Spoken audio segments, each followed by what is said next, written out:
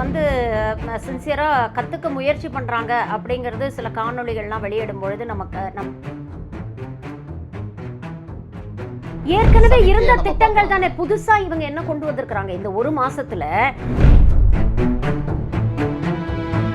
முதலமைச்சர் விஜய் அவர்கள் தேர்தலுக்கு முன்னால என்ன சொன்னாரு, நான் விவசாயியா பிறக்கலையே அப்படின்னு நான் ரொம்ப வருத்தப்படுறேன், அடுத்த ஜென்மத்திலேயாவது நான் விவசாயியா பிறக்கணும்னு சொன்னாரா இல்லையா? ஒரு நிமிஷம் அந்த விவசாயிகளை நேரா தன்னுடைய அறைக்கு கூப்பிட்டு பேசுறதுல என்ன குறைஞ்சு போயிடும்போது. எங்க அரசியலை பொறுத்த வரைக்கும் எல்லாருமே சுயநலவாதிகள் தான். ஓகே, அரசியல்ல வந்து நீங்க வந்து இந்த மாரல்ஸ். பிடி என்டர்டெயின்மெண்ட் நேயர்களுக்கு வணக்கம். அன்பும் அறமும் நிறைக மக்களின் குரலாக உங்களுடன் மணி. அறம் நிறைந்த சமூக அரசியல் செயல்பாட்டர்களை சந்தித்து வருகிறோம். இன்று நம்மோடு இருப்பவர் சமூக ஆர்வலர், அரசியல் செயல்பாட்டாளர் திருமதி ஷர்மிளா பாலாஜி அவர்கள். வணக்கம் மேம், எப்படி இருக்கீங்க? நல்லா இருக்கேன், நீங்கள் எப்படி இருக்கீங்க? நல்லா இருக்கேன் மேம். 30 நாட்களை கடந்து போயிட்டு இருக்கிற டிவிகே ஆட்சியின் செயல்பாடுகளை பற்றி என்ன நினைக்கிறீங்க? இப்போ தானங்க குழந்தை பிறந்திருக்கு, பிறந்த குழந்தை தலை வந்து நிமிர்றதுக்கே வந்து ஒரு மாதம் ஆகும்பாங்க. அதுக்கப்புறம் தான் வந்து ஸ்லோவாக தான் பார்க்க முடியும். அதனால் எடுத்த உடனே வந்து அவங்கள விமர்சனம் பண்ணுறது அப்படிங்கிறது சரியாக இருக்காது அப்படின்னு நான் நினைக்கிறேன். போக போகத்தான் வந்து பல விஷயங்கள் வந்து நம்ம வந்து கரெக்டாக அசஸ் பண்ணி சொல்ல முடியும். நிறைய இடங்களில் சில குறைபாடுகள்லாம் இருக்குது, அதெல்லாம் வந்து களைய முயற்சி பண்ணணும். எல்லாமே இன்றைக்கி வந்திருக்கிற அரசில் பார்த்திங்கன்னா நிறைய பேர் ஃபஸ்ட் டைமர்ஸ், எல்லாருமே எம்எல்ஏக்கள் எல்லாருக்குமே வந்து முதல் முறையாக சட்டமன்றத்தை பார்க்குறாங்க. இன்ஃபேக்ட் முதலமைச்சர் அவர்களுக்கே இதுதான் முதல் முறையாக சட்டமன்றத்துக்குள்ளே போகிறாரு. நேற்று தான் ஒரு செய்தி படித்தேன், ஸ்பீக்கர் ஜேசிடி பிரபாகர் சொல்லியிருக்காரு, 2 நாள் ஒர்க் ஷாப் நடத்த போகிறோம், 16, 17 வந்து சட்டமன்றத்தில் எப்படி வந்து நடந்துக்கணும், அந்த விதிமுறைகள் என்ன, அந்த நடைமுறைகள் என்ன அப்படிங்கிறதெல்லாம் எல்லாருக்கும் ஒர்க் ஷாப் நடத்த போகிறோம் அப்படின்னு சொல்கிறாங்க. அதனால் இப்போ தான் கற்றுக்குறாங்க. ஸோ கற்றுக்கட்டும், அதுக்கப்புறம் போக போக இருக்கக்கூடிய விஷயங்களை விமர்சனம் பண்ணலாம். சில விஷயங்கள் முதல் கோணம் முற்றிலும் கோணம் அப்படின்ற மாதிரி சில விமர்சனங்கள் எழுது. டிவிக்கு அமைச்சரவையை நீங்கள் எப்படி பார்க்குறீங்க?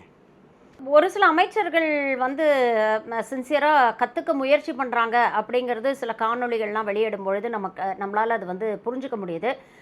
செங்கோட்டையன் போன்ற சீனியர் அமைச்சர்கள் வந்து இருக்கிறாங்க, அவங்க வந்து அட்லீஸ்ட் நியூ கமர்ஸை வந்து ஒழுங்காக வழி நடத்தணும் அப்படிங்கிறத பார்க்குறோம். இன்னொரு பக்கம் பார்த்திங்கன்னா ஃபஸ்ட் டைம் ஆட்சி அமைச்சிருக்கிறாங்க அப்படிங்கிற ஒரு எந்தூசியாசம், ஒரு ஆர்வம் வந்து அவங்கக்கிட்ட தெரியுது. அந்த ஆர்வ மிகுதியினால் நிறைய இந்த ரீல்ஸ் போடுறது, அது வந்து சமூக வலைதளங்களில் ஒரு மிகப்பெரிய ஒரு எதிர்வினை ஆற்றியது அப்படிங்கிறத பார்க்குறோம். ஆட்சிக்கு வந்த அந்த ஃபஸ்ட்டு 1 வீக் 10 டேஸ் நீங்கள் பார்த்தீங்கன்னா ஏகப்பட்ட ரீல்ஸ் வந்து சோஷியல் மீடியாவில் வைரல் ஆகி சில விமர்சனங்கள்லாம் வர தொடங்கினப்புறம் பார்த்தீங்கன்னா ஆட்டோமேட்டிக்காக அவங்களே அதை குறைச்சிக்கிட்டாங்க அப்படிங்கிறதையும் நம்ம பார்க்குறோம். ஸோ எல்லாமே ஒரு லேர்னிங் கர்வில் தான் இன்னமும் இருக்கிறாங்க. ஸோ அதை வந்து பார்க்க வேண்டியிருக்கு. இன்னொரு பக்கம் சட்டம் ஒழுங்கு சம்மந்தப்பட்ட விஷயம், ஏகப்பட்ட க்ரைம்ஸ் வந்து தொடர்ந்து நடக்குது அப்படிங்கிற ஒரு செய்தி எதிர்க்கட்சிகள் வந்து அதை விமர்சனமாக வைக்கிறாங்க. நாங்கள் வந்து 6 மாதம் விமர்சிக்காமல் இருப்போம்னு சொன்னது வந்து பாலிசி டிசிஷன்ஸையும் கவர்னன்ஸையும் தான். ஆனால் சட்டம் ஒழுங்கு பொறுத்த வரைக்கும் சமரசமே கிடையாது. இன்றைக்கி ஒரு பெண்ணுக்கு ஒரு பிரச்சனை நடக்குதுன்னா 6 மாதம் கழிஞ்சால் நாங்கள் விமர்சனம் பண்ண முடியும், உடனே நாங்கள் விமர்சனம் வைப்போம் அப்படின்னு சொல்லி களத்தில் விமர்சனம் வைக்கிறாங்க. இந்த எதிர்பார்ப்பு அப்படிங்கிறதே விஜய் கிரியேட் பண்ண ஒரு மாயினால தான் இப்போ இந்த ஒரு எதிர்பார்ப்பும் அதிகமாக இருக்குது அப்படிங்கிறத பார்க்கணும். ஏன்னா நீங்கள் வந்து தேர்தலுக்கு முன்னால் அவங்க பேசுனதையும் தேர்தலுக்கு அப்புறம் இப்போ அவங்க பேசுகிறதையும் நீங்கள் எடுத்து பார்த்தீங்கன்னாலே ஏகப்பட்ட முரண்பாடுகள் இருக்குது. துறை வாரியாக நீங்கள் எடுத்துக்கிட்டாலும் சரி, இல்லை பொதுவாக நீங்கள் எடுத்துக்கிட்டாலும் சரி. உதாரணத்துக்கு சொல்லணுன்னா, இப்போ வந்து டாஸ்மாகில் வந்து பாட்டிலுக்கு 10 ரூபா வாங்குறாங்க. இது வந்து நேராக லஞ்சம் இல்லையா? இந்த 10 ரூபாவில் 5 ரூபா நேராக செந்தில் பாலாஜி பாக்கெட்டுக்கு போகுது, இன்னொரு 5 ரூபா ஸ்டாலின் பாக்கெட்டுக்கு போகுது அப்படின்னு மேடையில் அவர் பேசினார். ஆனால் இன்றைக்கி என்ன சொல்கிறாங்க, 10 ரூபா ஏன் வாங்குறாங்கன்னா அவங்களுக்கான அடிப்படை வசதிகள், அவங்களுக்கான கட்டமைப்பை வந்து சரி பண்ண வேண்டியிருக்கு, அதனால் இந்த 10 ரூபா வாங்குறாங்க, இது தவிர்க்க முடியாதது, இதை காலப்போக்கில் தான் சரி பண்ண முடியும் அப்படின்னு இவங்கே சாக்கு சொல்கிறாங்க. அப்போ இது தேர்தலுக்கு முன்னால் உங்களுக்கு தெரியலையா? அதே மாதிரி இந்த நெல் கொள்முதலில் கூட நீங்கள் பார்த்தீங்கன்னா மூட்டைக்கு 40 ரூபா வாங்குறாங்க, இது லஞ்சம் அப்படின்னு பேசுனாங்க. விஜய் பேசினார். இன்றைக்கி வந்து வெங்கட்ராமன் வந்து என்ன சொல்கிறாரு அப்படின்னு பார்த்தீங்கன்னா, அவங்களுக்கு கழிப்பிட வசதிகள்லாம் இல்லை, தங்குற வசதிகள்லாம் இல்லை, அப்போ அடிப்படை தேவைகளுக்காக இது வசூல் செய்யப்படுகிறதுன்னு. அப்போ கடந்த ஆட்சியில் வாங்கினா லஞ்சம், இந்த ஆட்சியில் வாங்கினா அடிப்படை தேவையா அப்படிங்கிற ஒரு கேள்வி வருது. அதே மாதிரி நீங்கள் பார்த்தீங்கன்னா கடந்த ஆட்சியில் திமுக இது வரைக்கும் எதுவுமே செய்யலை, திமுக அதிமுக தமிழ்நாட்டு மக்களை வஞ்சிச்சு விட்டது அப்படின்லாம் பேசின முதலமைச்சர் நிதி ஆயோக் மீட்டிங்கில் போய் என்ன பேசுகிறாரு? இன்றைக்கி இந்தியாவிலேயே மிகச்சிறந்த மாநிலமாக தமிழ்நாடு இருக்குது, 2வது இடத்துல வந்து இருக்குது, இரட்டை இலக்கு பொருளாதாரத்தை வந்து நாங்கள் வந்து எட்டியிருக்கிறோம், 14% உள்நாட்டு உற்பத்தியை நாங்கள் வளர்த்துருக்குறோம், பெண்கள் வந்து பாதுகாப்பாக இருக்கிறாங்க, அதனால தான் 43% பெண்கள் வேலைக்கு போகிறாங்க அப்படின்லாம் பேசுகிறார். அப்போ இதெல்லாம் வந்து நீங்கள் ஆட்சிக்கு வந்த இந்த ஒரு மாதத்தில் வந்ததா? இல்லையே. இருபெரும் திராவிட கட்சிகளும் மாறி மாறி ஆட்சி அமைச்சு தானே இந்த நிலைமைக்கு தமிழ்நாடை கொண்டு வந்திருக்கிறாங்க. அப்போது நீங்கள் இதுக்கு முன்னால் தேர்தலுக்கு முன்னால் பேசுனதெல்லாம் பொய் அப்படிங்கிற ஒரு விஷயம் இன்றைக்கி வந்து எக்ஸ்போஸ் ஆகுது. நீங்கள் தான் இந்த மாதிரி ஒரு சட்டம் ஒழுங்கு சீர்கெட்டு போச்சு அப்படின்னு எனக்கு நல்லா ஞாபகம் இருக்குது. அந்த விளாத்திக்குளம் பக்கத்தில் ஒரு பெண் காலை உபாதைகளை கழிக்க பக்கத்தில் எங்கேயோ போகணுன்னு பாலியல் வன்கொடுமை செய்யப்பட்டு கொல்லப்பட்டார். அந்த டைமில் வந்து விஜய் மேடையில் பேசுகிறாரு. பக்கத்தில் வந்து வெளியில் கூட போய் வீட்டு வாசலில் பக்கத்தில் கூட போக முடியலன்னா எந்த அளவுக்கு நீங்கள் சட்டம் ஒழுங்கை வந்து பாதுகாக்கிறீங்க, இதற்கு வந்து மாண்புமிகு முதலமைச்சர் பொறுப்பெடுக்க வேண்டாமா, அவர் ரிசைன் பண்ணணும் அப்படின்னு அவர் தான் பேசினார். அப்போ அதே அளவுகோல் உங்களுக்கும் பொருந்தும் இல்லையா? இன்றைக்கி சூலூரில் நடந்த சம்பவத்துக்கு வந்து நீங்கள் வந்து பொறுப்பேற்றுக்கணும் இல்லையா? அப்போ அதுக்கு நேரடியாக மக்கள் வந்து உங்களை தானே காரணம்னு சொல்லுவாங்க. மக்கள் வீதியில் வந்து அந்த சூலூர் அந்த சிறுமி பாலியல் வன்புணர்வு செஞ்சு கொல்லப்பட்ட சம்பவத்தில் கூட அந்த குழந்தையுடைய அந்த உறவினர்கள் பேசும்போது டிவியில் என்ன சொல்கிறாங்க, நீங்கள் வந்து சினிமாவில் எப்படி தண்டனை கொடுப்பீங்களோ அந்த மாதிரி கொடுக்கணும். அப்போ அந்த எதிர்பார்ப்பை நீங்கள் உருவாக்கி வச்சுருக்கிறீங்க. சினிமாவில் நீங்கள் வந்து அடித்து கொண்டு தலைகீழாக பிரிட்ஜு கீழே தொங்க விட்டா மாதிரி நிஜ வாழ்க்கையில் நீங்கள் பண்ண முடியுமா? அதுக்கு சட்டத்துக்கு புறம்பானது இல்லையா? அப்போ என்ன ரியாலிட்டி அப்படிங்கிறத பார்க்கணும். அந்த காலத்தில் நீங்கள் கம்பேர் பண்ணி பாருங்கள். ஒரு அண்ணா யூனிவர்சிட்டி வழக்காக இருக்கட்டும், இல்லை கோயம்புத்தூர் கூட்டுப்பாலியல் வன்கொடுமை அந்த சம்பவமாக இருக்கட்டும், உடனே வந்து சம்மந்தப்பட்ட நபர்கள் மீது வழக்கு பதிவு பண்ணாங்க, விசாரணை பண்ணாங்க. அண்ணா யூனிவர்சிட்டியில் கிட்டத்தட்ட 3 மாதத்தில் தண்டனை வாங்கி கொடுத்துட்டாங்க. அதே மாதிரி கோயம்புத்தூர் அந்த பாலியல் வன்கொடுமை வழக்கிலையும் கிட்டத்தட்ட 100-150 நாட்களுக்குள்ளே அந்த சம்மந்தப்பட்ட குற்றவாளிகளுக்கு தண்டனை வாங்கி கொடுத்துட்டாங்க. அப்போது அதை வந்து ஒரு கடந்த திமுக அரசு செஞ்சது. இன்றைக்கி நீங்கள் சிங்கப்பெண் அதிரடிப்படை லான்ச்சில் வந்து மேடையில் நீங்கள் என்ன பேசுகிறீங்க? நாங்கள் வந்து விரைவாக குற்றவாளியில் வந்து நாங்கள் வந்து கைது பண்ணுவோம், விரைவாக வந்து நாங்கள் வந்து வழக்குகளை நடத்துவோம், விரைவாக தண்டனை வாங்கி கொடுப்போம். இதெல்லாத்தையும் தாண்டி சமூக பொறுப்பு, தனிமழுங்க ஒழுங்கு அப்படிங்கிற ஒரு விஷயம் இருக்குது அப்படின்னு பேசுகிறாங்க. இதைத்தானே கடந்த ஆட்சியில் நாம் பேசணும். திமுக ஆட்சியும் அதுதானே இப்போ இங்கே இருக்குன்னா அதுக்கும் அது பொருந்தும் இல்லையா? இப்போ நீங்கள் ஆரம்பத்தில் சொன்ன மாதிரி இது ஒரு பெரேட் பீரியடாக இருக்கலாம் இல்லைங்களா? இதெல்லாம் அறிவிச்சுட்டு நாங்கள் இதை மேம்படுத்த போகிறோம், ஏற்கனவே இருந்த திட்டங்கள் தான் இருந்தாலும் நாங்கள் மேம்படுத்த போகிறோன்ற ஒரு ஏற்கனவே இருந்த திட்டங்கள் தானே. புதுசாக இவங்க என்ன கொண்டு வந்திருக்கிறாங்க இந்த ஒரு மாதத்தில் நீங்கள் பாருங்கள், நீங்கள் ஜஸ்ட் கம்பேர் பண்ணி பாருங்கள். இப்போ ஜெயலலிதா அவர்களுடைய ஆட்சி காலத்தில், தட் இஸ் அவங்க 2வது முறை ஆட்சிக்கு வந்தோடனே உடனே வந்து விவசாயிகளோட முதல் 5 கையெழுத்து நீங்கள் எடுத்துக்கிட்டிங்கன்னா உடனே விவசாயிகளுடைய பயிர்க்கடனை வந்து தள்ளி பண்ணாங்க, 100 யூனிட் எலக்ட்ரிசிட்டி வந்து ஃப்ரீயாக கொடுத்தாங்க, இப்படி பல்வேறு விஷயங்கள், 500 டாஸ்மாக் கடைகளை மூடினாங்க, இந்த மாதிரி விஷயங்களை செஞ்சாங்க. ஸ்டாலின் அவர்கள் முதல் முறையாக பதவி ஏற்றுக்கும் போது நீங்கள் பார்த்தீங்கன்னா கொரோனாவோட உச்சத்தில் நாம் இருந்தோம், 2வது லைவ் உச்சத்தில் இருந்தோம். பொருளாதாரம் நீங்கள் பார்த்தீங்கன்னா கிட்டத்தட்ட தரமட்டத்தில் இருந்தது, ஒரு உற்பத்தி இல்லை, மக்களுக்கு வேலை வாய்ப்புகள் இல்லை, அப்படிப்பட்ட ஒரு சூழ்நிலையில் அவர் பதவி ஏற்றார். ஆனால் பதவி ஏற்ற உடனே வந்து கொரோனா நிவாரண நிதி முதல் இன்ஸ்டால்மெண்ட் 2000 ரூபாய் அவர் விடுவிக்கிறார். ஆவின் பாலுடைய விலையை 3 ரூபாய் அவர் குறைக்கிறார். பெண்களுக்கான இலவச அந்த விடியல் பயண திட்டத்தை அடுத்த நாள்லேருந்தே வந்து நடைமுறைப்படுத்துகிறார். ஜியோ போடுறாரு, அடுத்த நாள்லேருந்து அது நடைமுறைக்கு வருது. இப்படி பல விஷயங்களை செஞ்சார். இவர் வந்து போட்ட முதல் 3 கையெழுத்து எடுத்துக்கங்களேன். சிங்கப்பெண் அதிரடிப்படை அப்படின்றது கையெழுத்து போட்டார். ஆனால் அது கையெழுத்து போட்டதுக்கப்புறம் அதை நடைமுறைப்படுத்துறதுக்கு எவ்வளோ டிலே ஆச்சு, எவ்வளோ தடவை வந்து 3 முறை அந்த விழா வந்து போஸ்ட்போன் பண்ணார். தனிப்பட்ட காரணங்களுக்காக அது போஸ்ட்போன் பண்ணப்பட்டது. உங்களுடைய தனி உதவியாளருடைய வீட்டு ஃபங்க்ஷனுக்கு போகிறதுக்காக நீங்கள் போஸ்ட்போன் பண்ணுறீங்க. 3 தடவை ஒரு விழாவை ஏற்படுத்தி அதை போஸ்ட்போன் பண்ணும்போது எவ்வளோ அரசாங்க பணம், இதெல்லாம் மக்கள் பணம் தானே, அது எவ்வளோ விரயமாகுது. அப்போ உங்களுக்கு சட்டம் ஒழுங்கு வந்து மேலே இருக்கிற அக்கறையை விட உங்கள் தனி மனித ஃபங்க்ஷன், உங்கள் தனி நண்பரோட ஃபங்க்ஷன், வீட்டு ஃபங்க்ஷனுக்கு போகிறது தான் உங்களுக்கு முக்கியமாக இருக்கான்ற கேள்வி ஏறுது. 2வது கையெழுத்து என்ன போட்டார்னா, ட்ரக்ஸை வந்து ஒட்டு மொத்தமாக ஒழிக்கிறதுக்காக, இந்த போதைப்பொருள் நடமாட்டத்தை ஒழிக்கிறதுக்காக 65க்கும் மேற்பட்ட ஆன்டி நார்காட்டிக் ஸ்குவாட்ஸ் கொண்டு வருவோன்னு போட்டார். இன்னும் அது ஜியோவாக தான் இருக்குது. அதை இன்னும் நடைமுறைப்படுத்துறதுக்கு இவங்க என்ன நடவடிக்கைகள் எடுத்திருக்கிறாங்க, அதற்குன்னு புதுசாக ஆளில் ஏதாவது சேர்த்துருக்குறாங்களா, போலீஸ் ஃபோர்ஸில் ரெக்ரூட் பண்ணியிருக்கிறாங்களா, இல்லை இருக்கிறவங்களே ரீடிப்ளாய்மெண்ட் பண்ணியிருக்கிறாங்களா, அப்படியே இருக்கிறவங்களே ரீடிப்ளாய்மெண்ட் பண்ணியிருந்தா அவங்களால இந்த வேலையும் பார்த்துட்டு அதையும் சரியாக பார்க்க முடியுமா? இதில் எதுலேயுமே ஒரு கிளாரிட்டி இல்லை. 3வது கையெழுத்து என்ன போட்டார்னா 200 யூனிட் ஃப்ரீயாக கொடுப்போம் அப்படின்னு சொல்லி போட்டார்.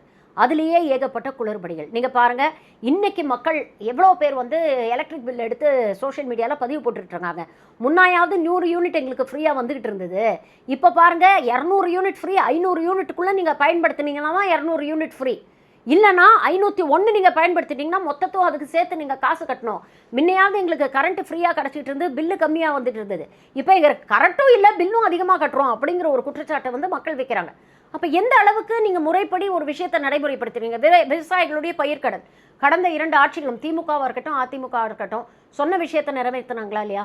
இன்றைக்கி விவசாயிகள் போராடுறாங்கல்ல, ஒவ்வொரு இடத்துலையும் விவசாயிகள் போராடுறாங்கல்ல, தலைமைச் செயலகத்துக்கு வந்து போராடுறாங்கல்ல. முதலமைச்சர் விஜய் அவர்கள் தேர்தலுக்கு முன்னால் என்ன சொன்னார்? நான் விவசாயியாக பிறக்கலையே அப்படின்னு நான் ரொம்ப வருத்தப்படுறேன், அடுத்த ஜென்மத்திலேயாவது நான் விவசாயியாக பிறக்கணும்னு சொன்னாரா இல்லையா? ஒரு நிமிஷம் அந்த விவசாயிகளை நேராக தன்னுடைய அறைக்கு கூப்பிட்டு பேசுறதுல என்ன குறைஞ்சு போயிட போகுது? அந்த விவசாயிகளை நேரில் வந்து சந்திக்கிறதுல உங்களுக்கு என்ன கஷ்டம்?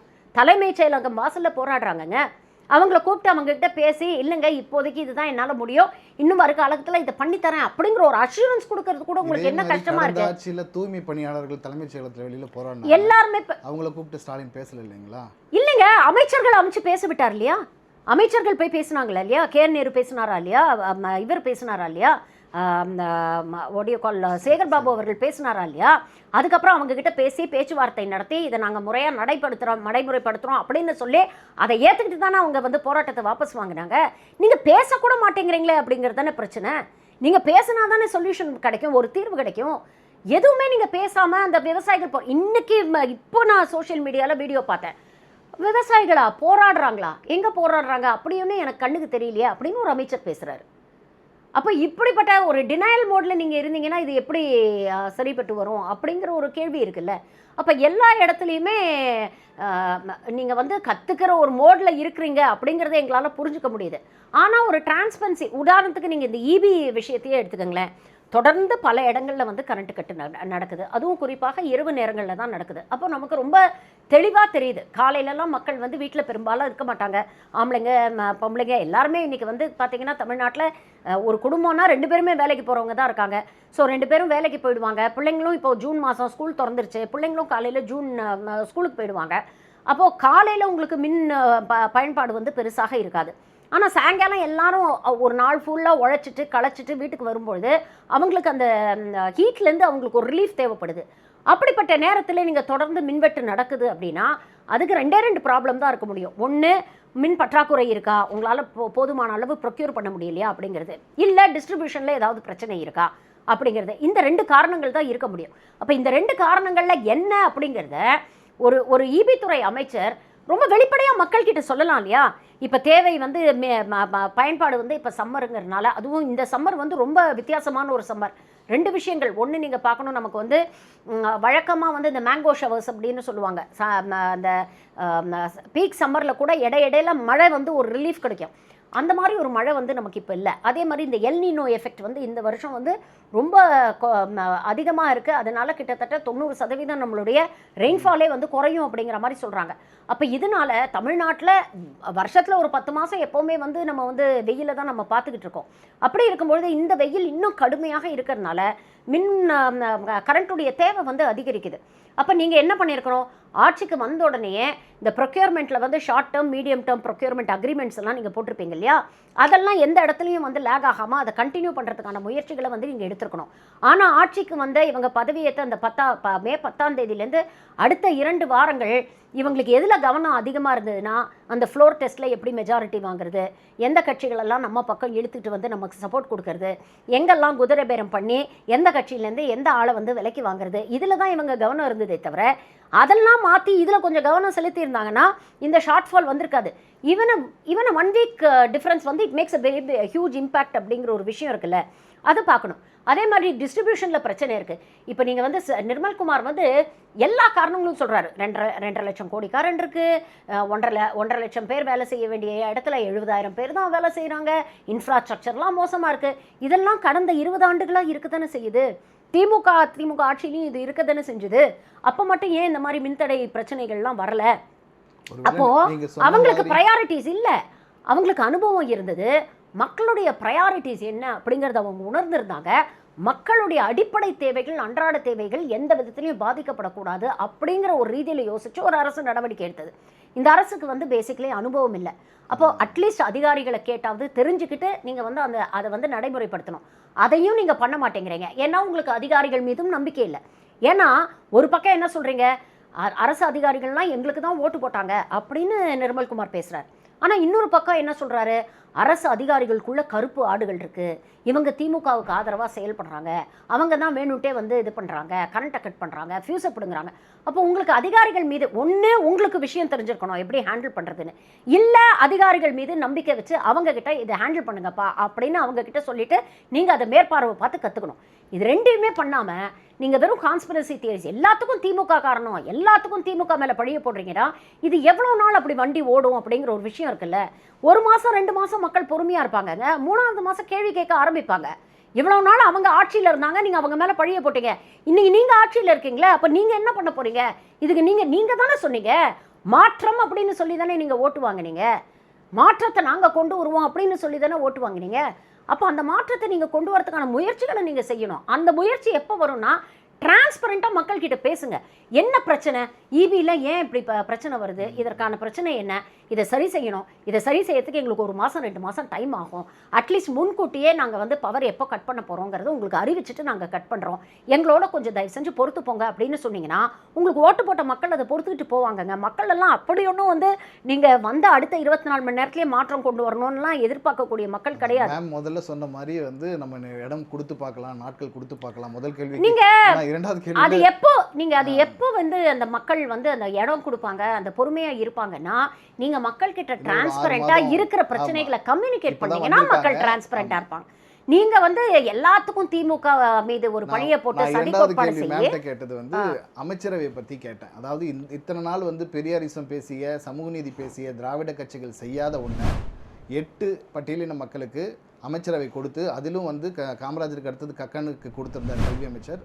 இப்போ வந்து அதே பட்டியலினத்தவருக்கு கல்வி அமைச்சர் கொடுத்துருக்காங்க. இது உண்மையிலேயே வந்து பெரியாரிசத்தை உள்வாங்கிய ஒரு நடப்பா தாவேக்கா செயல்படுதுங்களா? இல்லை, அதை வந்து நான் வந்து விமர்சனம் எல்லாம் பண்ணல, நல்ல விஷயம் தாங்க. பட்டியலின மக்களுக்கு நீங்க ரெப்ரசன்டேஷன் கொடுக்குறீங்க அப்படிங்கிறதெல்லாம் இல்ல திமுக செய்யலன்னா சொல்லாதீங்க. திமுகலையும் பட்டியலின மக்கள் வந்து அமைச்சர், உயர்கல்வித்துறை அமைச்சராக இருந்தாரு கோவி, அவர் யாருங்க, அவர் பட்டியலினத்தை சேர்ந்தவர் தானே. அதெல்லாம் நீங்க சொல்லாதீங்க. திமுக அதிமுக செய்யலன்னுலாம் சொல்லாதீங்க. அவங்களும் செஞ்சிருக்காங்க, நீங்களும் செய்றீங்க, அதற்கு பாராட்டுகள். ஆனா அவங்க அப்படிதாங்க சொல்லுவாங்க, நிறைய விஷயத்தை அப்படித்தானே ஸ்டிக்கர் ஒட்டிட்டு இருக்காங்க. திமுகவில் செய்யாததை நாங்கள் செஞ்சுட்டோம், திமுகவில் செய்யாத நாங்கள் செஞ்சோம். தினம் ஃபேக் நியூஸை பஸ்ட் பண்ணுறதே எங்களை போன்ற சமூக ஆர்வலர்களுக்கு இன்னைக்கு முழு நேர வேலையாக போயிடுச்சு. எங்களுக்கெல்லாம் நிறைய வேலை வச்சுட்டாங்க. ஏன்னா தினம் ஒரு ஃபேக் நியூஸ் வருது, தினம் அதை வந்து பஸ்ட் பண்ண வேண்டிய ஒரு தேவை இருக்குது. அதனால் அதிமுக ஆட்சி காலத்தில் வந்து ஏன் இவர் தலபால் இல்லையா, அந்த மாதிரி பட்டியலின மக்களுக்கு ரெப்ரசன்டேஷனை வந்து திமுகவிலையும் அதிமுகவிலையும் கொடுத்துருக்குறாங்க. அது இல்லை, பட்டியலின மக்களுக்கு நீங்கள் ரெப்ரசன்டேஷன் கொடுக்குறாங்க, ரொம்ப மனமாற நாங்கள் வரவேற்கிறோம். ஆனால் அந்த ரெப்ரசன்டேஷன் கொடுத்த அந்த நபர்கள் எப்படி செயல்படுறாங்க அப்படிங்கிறத பொறுத்து தான் நாம் பார்க்க முடியும். இப்போ பாஜகவில் கூட தாங்க இளையராஜா அப்படிங்கிற ஒரு பட்டியலினத்தை சேர்ந்தவரை எம்பியாக கொண்டு போய் வச்சார். அவர் என்னங்க பண்ணார்? ஒரு எம்பியாக தமிழ்நாட்டுக்கு அவர் என்னங்க பண்ணியிருக்கிறாரு? திரௌபதி முர்மு அப்படிங்கிற ஒரு பழங்குடியினரை தான் கொண்டு போய் குடியரசுத் தலைவராக உட்கார வச்சிருக்காங்க. பழங்குடியின மக்கள்லாம் ரொம்ப சந்தோஷமாக இருக்கிறாங்களா? அவங்களுக்கு ஏகப்பட்ட பிரச்சனை இருக்கு, அதற்காக என்னைக்காவது திரௌபதி முர்மு குரல் கொடுத்துருக்குறாங்களா? அப்போது கொண்டு வந்து உட்கார வைக்கிறாங்க அப்படிங்கிறது சந்தோஷம், அவங்களுக்கான ரெப்ரசன்டேஷன் கொடுக்குறாங்க அப்படிங்கிறது உண்மையிலேயே சந்தோஷம், அது வரவேற்கப்பட வேண்டியது. ஆனால் அவங்களுடைய செயல்பாடை வச்சு தான் அவங்க எந்த அளவுக்கு அதில் எஃபெக்டிவாக இருக்காங்கன்னு பார்க்க முடியும். இது டோக்கனிசம்க்கும் ஆக்சுவல் கிரவுண்ட் லெவலில் அது ஒரு மாற்றத்தை, ஒரு சமூக ரீதியான ஒரு மாற்றத்தை, ஒரு சமூக நீதியை நிலைநிறுத்துவதற்கான ஒரு நடவடிக்கைகளையும் வந்து நாம் வந்து ஆரம்பத்திலேயே வந்து 1 மாதம் தான் ஆகுது. அதனால் இதை வச்சு நம்ம ஜட்ஜ் பண்ண முடியாது. இனி வரும் காலங்களில் வன்னியரசன் ஆகட்டும், ராஜ்மோகன் ஆகட்டும், அவங்கெல்லாம் எப்படி செயல்படுறாங்க அப்படிங்கிறத பொறுத்து தான் நம்ம வந்து ஜட்ஜ் பண்ணணும். அதுக்கப்புறம் திரும்ப பேரல்வாளுங்க அந்த நிலைப்பாடை வந்து திமுக மாத்திக்கிச்சு இல்லையா? திமுக காங்கிரஸ்க்காக அதை மாத்திக்கல. இல்லை, நான் என்ன கேட்கிறேன்,